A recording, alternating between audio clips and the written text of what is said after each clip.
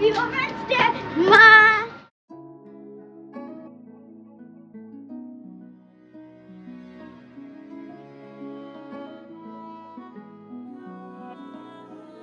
Hi friends, welcome back to my channel. বান্ধবীদের সাথে shopping মলে এসেছি, টুকিটাকি দেখি কি শপিং করা যায়। আর আজকে কেমন একটা লাগছে, আজকে উমেন্স ডে, বলো কেমন লাগছে। এই যে পেছনে দুই বান্ধবী ওই সাইডে গেল, চলো দেখা যাক। আজকে উমেন্স ডে উপলক্ষে আমরা মেয়েরা খাচ্ছি মিষ্টি। এই দেখো, এই যাচ্ছে না, এই যে কি খাচ্ছি সেটা বলো। রসবড়া, রসবড়া খাওয়া হচ্ছে, রসবড়া। কি খাচ্ছি এটা? রসবড়া কেমন? আছে মোটামুটি। মোটামুটি, আচ্ছা। ফ্রেন্ডস, এখন আমরা হচ্ছে পানিপুরি খেতে এসেছি, ভীষণ মজা হচ্ছে। পরে কি হবে জানি না বাড়িতে। এই যে আরতি, আরতি দিচ্ছে আবার ফুচকা দিয়ে। হ্যাঁ হ্যাঁ হ্যাঁ হ্যাঁ। 110 টাকা।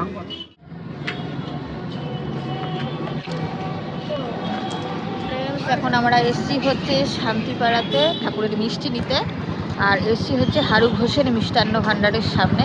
তোমাদের দাদা নিচ্ছে হচ্ছে মিষ্টি, আর আমি আর স্বপ্নীল এখানে আপাতত দাঁড়াচ্ছি। এখন আর ওই ভিড়ের মধ্যে ঢুকলাম না, আজকে ভীষণ রাস্তায় ভিড়।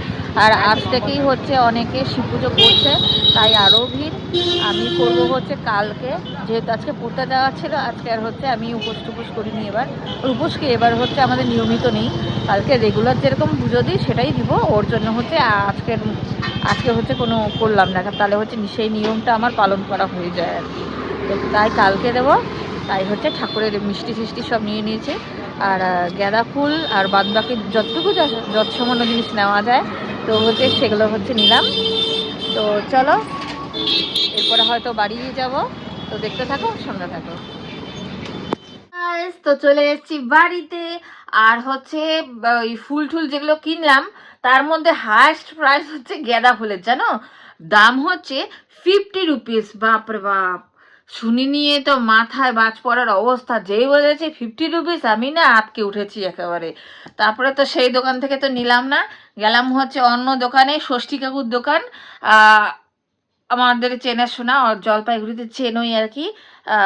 পার্টি অফিসের পাশেই, কোন পার্টি অফিস অত কিছু মেনশন করছি না, যাই হোক ওখান থেকে নিলাম। নিয়ে হচ্ছে ওখানে তাও কমে পেয়েছি, 30 রুপিসে পেয়েছি। তো নিয়ে হচ্ছে তারপরে হচ্ছে বাদ বাকি দেখলেই তো মিষ্টির দোকান টোকান গেলাম। তারপরে হচ্ছে ফেরার পরে ওই পথে হচ্ছে সবজি কিছু নিতে হলো, কারণ সবজি একেবারে নেই, কালকে নিরামিষ, কি খাবো, ওর জন্য নিয়ে নিলাম সবজি। তারপরে হচ্ছে কালকে তো করব হচ্ছে শিব পুজো, কিন্তু মন্দিরে গিয়ে যেহেতু করতে পারবো না, ঘরে হচ্ছে টুকিটাকি পুজো দেওয়ার জন্য নিয়ে এসছি সরঞ্জাম। তো হচ্ছে সেগুলো দিয়েই হচ্ছে পুজোটা সারবো। আর যেহেতু এবার আমাদের নিয়ম নেই হচ্ছে শিব পুজো দেওয়ার, এবার আর কি দিতে পারবো না, সে কারণের জন্যই হচ্ছে ঘরোয়া পদ্ধতিতে যেরকম রেগুলার পুজো দিই সেরকমভাবেই হচ্ছে দিব। আর তোমরা তো জানোই আমি কত সুন্দর করে পুজো দিয়ে থাকি, তো সেইভাবেই দিব। তো এ তো হলো ব্যাপার।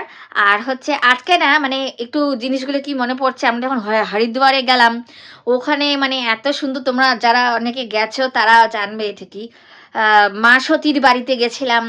হ্যাঁ, ওখানে গিয়ে নিয়ে হচ্ছে মা সতী যেই অগ্নিকুণ্ডের মধ্যে হচ্ছে দেহত্যাগ করেছিলেন, সেই অগ্নিকুণ্ডটা হচ্ছে ছুঁয়েছি, প্রণাম করেছি। তারপরে হচ্ছে টোটাল মহলটা মানে চারপাশে ঘুরেছি, মানে সতীর বাপের বাড়ি তে ঘোরাঘুরি করেছি, টোটালটা দেখেছি।